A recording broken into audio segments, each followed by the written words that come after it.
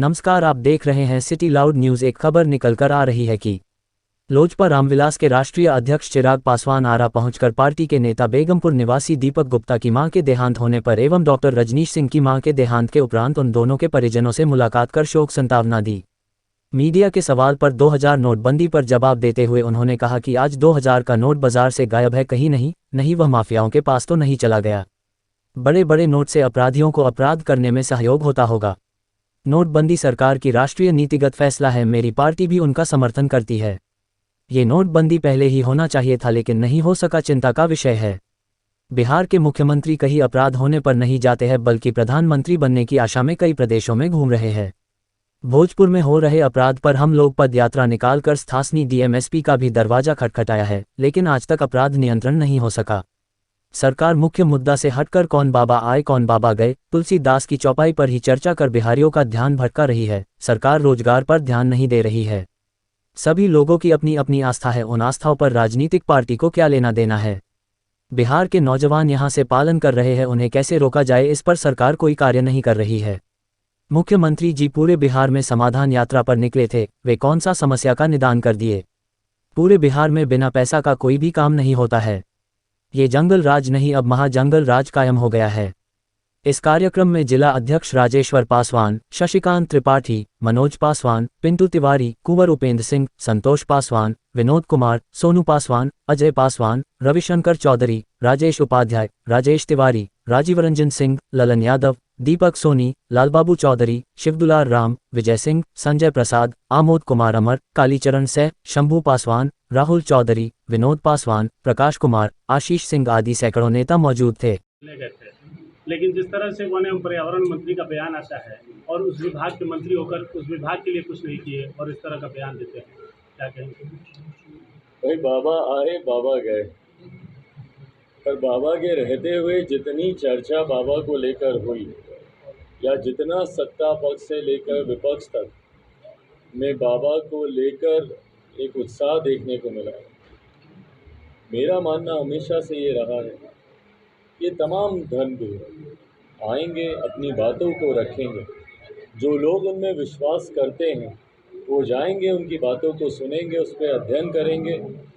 जो विश्वास नहीं रखते वो नहीं जाएंगे। भाई आपकी आस्था किसी में हो सकती है, आपकी जिसमें होगी मेरी नहीं होगी, या मेरी आस्था जिसमें होगी आपकी नहीं होगी। ये तमाम बातें व्यक्तिगत आस्था से जुड़ी हुई हैं। इसमें राजनीतिक दल या राजनेताओं का क्या लेना देना। फॉर दैट मैटर आज जब मैं भी इस पर कमेंट कर रहा हूँ, मुझे लगता है कि एकदम यूजलेस है, इसकी कोई ज़रूरत ही नहीं है राजनीतिक दलों को इसमें पढ़ने की। जिनकी आस्था है वो अपनी आस्था के साथ वहाँ पर जाएंगे, जिनका विश्वास नहीं है वो नहीं जाएंगे। इसमें राजनीतिक दलों को क्यों उलझने की ज़रूरत है कि कौन आ रहा है कौन जा रहा है। बिहार में ख़ास तौर पे भाई और बहुत ज्वलंत विषय हैं जिस पे सत्ता पक्ष को ध्यान देने की ज़रूरत है। आए दिन बिहार में हत्याएं हो रही हैं, अपराध आज की तारीख में चरम सीमा पर है।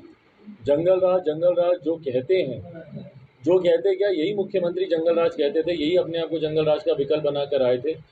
आज की तारीख में हकीकत है कि एक महाजंगल राज की परिस्थिति उत्पन्न हो गई है।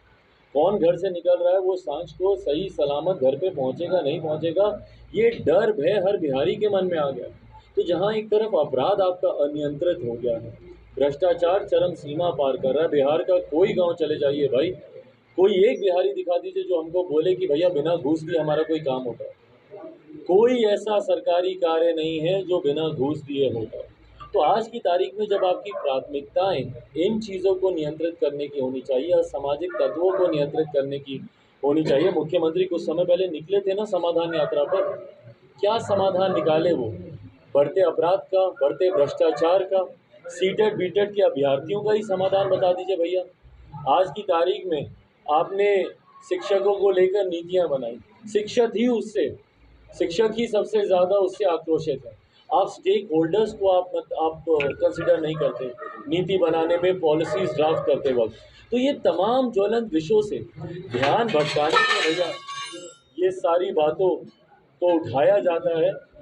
सरकार चाहती नहीं है कि ज्वलंत कर, कभी रामचरितमानस को लेकर तमाम तरीके के ऐसे विवादास्पद बयान दिए ही इसीलिए जाते हैं ताकि इन तमाम ज्वलंत विषयों से लोगों का ध्यान भटका रहे हैं। कर्नाटक चुनाव को लेकर सर क्या कहेंगे? शपथ ग्रहण समारोह में मुख्यमंत्री और उप मुख्यमंत्री को बुलावा मिला है और तमाम विपक्षी पार्टियां मोदी के खिलाफ एक हो रही हैं इस पर। एक हो रही है, होने का प्रयास कर रही है, पर ये एक ऐसा भानुमति का कुनबा है जो कि लंबे समय से जुड़ने का प्रयास किया जा रहा है।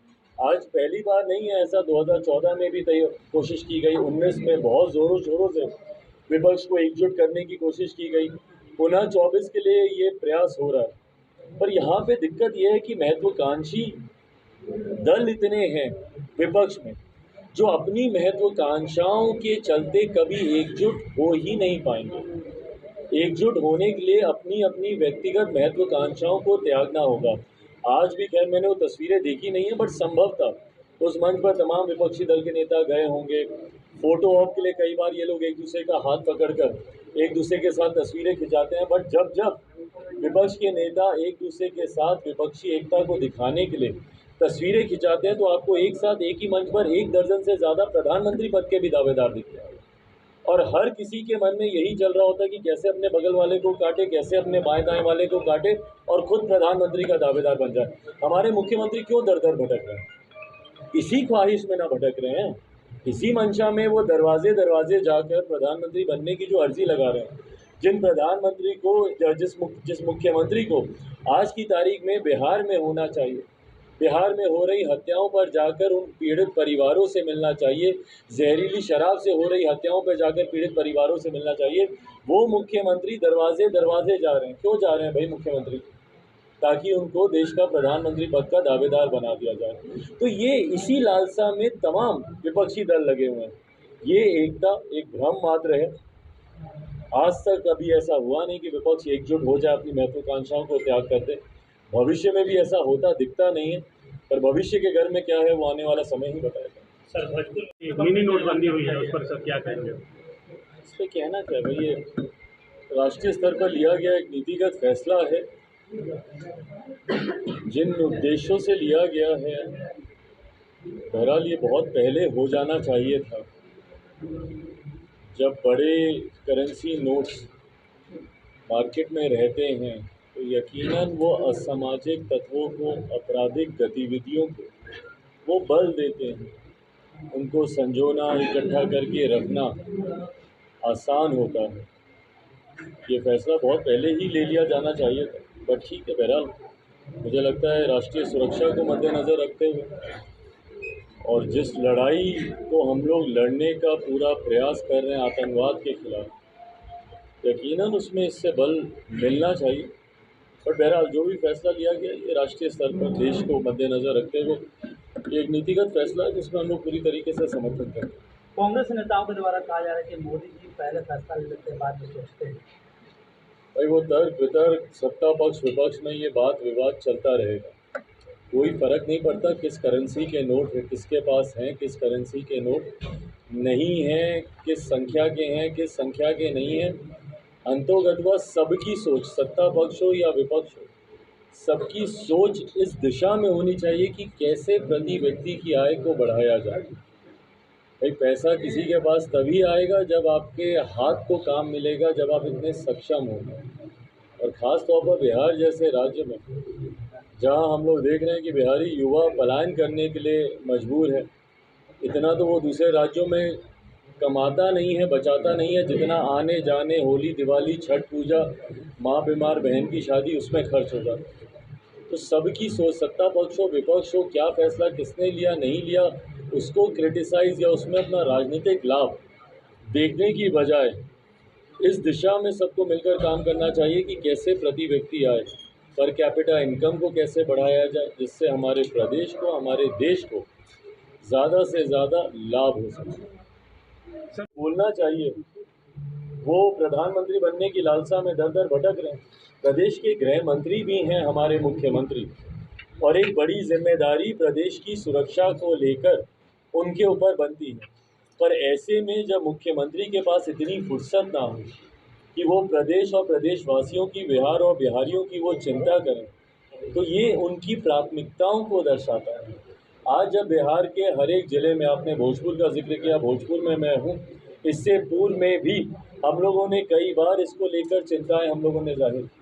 हम लोगों ने पदयात्रा भी हम लोगों ने की, डीएम एसपी सबके दरवाजे हम लोग खटखटा चुके हैं। पर अब ये समझ में आता है कि किसी की प्राथमिकताओं में ही नहीं है बिहारियों की सुरक्षा। बिहारी जिए या मरे, मुख्यमंत्री नीतीश कुमार जी को इससे कोई फर्क नहीं पड़ता। उनके दिमाग में बस एक फितूर अभी है कि किस तरीके से वो विपक्षी खेमे से वो प्रधानमंत्री पद के वो दावेदार बन जाएं। इसमें बिहारी जीते रहे मरते रहे, ना उनको फर्क पड़ता है, ना उनकी प्राथमिकता है, ना उनकी चिंताओं में से है। पर ये है और आने वाले समय में बिहार की जनता चुनाव में ज़रूर इन बातों को याद रखेगी कि जब उनकी हत्या हो रही थी तो कौन उनके साथ खड़ा था। एक आखिरी सवाल, क्या गाड़ी है वो भी कभी कभी नॉन पोल्यूटेड जो होता है वो सर्टिफिकेट वायलेट होता है, क्या करते हैं? भाई कानून के सामने सब एक बराबर हैं और सबको एक बराबर ही ट्रीट किया जाना चाहिए। नो वन इज़ ओवर और बियॉन्ड लॉ, और हर किसी के ऊपर जो भी कानून को तोड़ता है, वो छोटा अपराध हो बड़ा अपराध हो, हर अपराध की सज़ा उस व्यक्ति को मिलनी चाहिए। भले वो व्यक्ति कोई नेता हो, सांसद हो, सत्ताधारी पक्ष का कोई बड़ा नेता हो, मुख्यमंत्री जी स्वयं हो, या वो गृह मंत्री के पद पर रहते हुए उस भूमिका में हो, जो भी हो, हर किसी को कानून का सम्मान करना चाहिए और कानूनी पक्ष की तरफ से भी हर किसी को एक दृष्टि से देखते हुए सब पे कार्रवाई करें। हमारे पार्टी से, लोक जनशक्ति पार्टी रामविलास के युवा प्रकोष्ठ से लंबे समय से जुड़े रहे दीपक जी। जिला अध्यक्ष की भी महत्वपूर्ण जिम्मेदारी और ये परिवार में इनकी माता जी का जिस तरीके से असामयिक दुखद निधन हुआ, आज से परिवार वालों से मिलकर उनके प्रति अपनी तरफ से, पार्टी की तरफ से संवेदनाएं प्रकट करने के उद्देश्य से आज यहाँ आना हुआ। अब जवाब तो वही देंगे भैया। भाजपा ज्वाइन करने के बाद आरसीपी जब पटना आए थे तो उनके स्वागत के लिए भाजपा का कोई बड़े नेता मौजूद रहे? भाई अब ये मुझे नहीं पता उनके स्वागत में कौन गया था नहीं गया था, इतना मैं ज़रूर जानता हूँ आरसीपी जी एक बड़े कद के कद्दावर नेता हैं। मुख्यमंत्री नीतीश कुमार जी के साथ उनका एक लंबा अनुभव रहा है। यकीनन उनसे अलग होकर भारतीय जनता पार्टी में उनके आने से मुख्यमंत्री जी की बेचैनियाँ ज़रूर बढ़ी होंगी। जैसे मेरी माता का देहांत हुई थी, उसमें 17 तारीख के मेरी माँ का श्राद्ध थी, उसमें कुछ कारण नहीं आ पाए। आज 20 तारीख था, माननीय चिराग पासवान जी मेरे घर पर आकर अपना फूलदान किए और आशीर्वाद भी लिए, क्योंकि हम लोग पार्टी से जुड़े हुए हैं। अगर कोई भी पार्टी से नहीं जुड़ा भी है, उनमें भी दुख सुख में जाते हैं। कभी माने देखिएगा, कभी बिहार में इतना भी हत्या हुई थी, इनका दौड़ा हुआ था, घर घर जाकर दौरा किए थे, डीएम ऑफिस तक पैदल गए थे, पैदल मार्च था। कम से कम ये पार्टी ऐसी हम लोग की है, बिहार फर्स्ट, बिहारी फर्स्ट इनका नाम है। दौड़ा यही लेकर चलते हम लोग, एजेंडा यही है। जैसे हम लोग जिलाध्यक्ष, युवा जिलाध्यक्ष हैं, क्योंकि मांगे जब हम लोग प्रदेश में जा रहे हैं कि हमसे यहाँ पर पेंटू तिवारी जी को जिलाध्यक्ष बनाया गया है, फिर हम लोग पार्टी में हमेशा हम लोग जुड़े रहेंगे, तहे दिल से। इस पार्टी में हम कम से कम 2 साल से पार्टी में हैं। दीपक कुमार उर्फ दीपू जी। अगर इस वीडियो को आप YouTube पर देख रहे हैं तो लाइक, शेयर एंड सब्सक्राइब करें। अगर इस वीडियो को आप Facebook पर देख रहे हैं तो हमारे पेज सिटी लाउड न्यूज़ को फॉलो करें। धन्यवाद।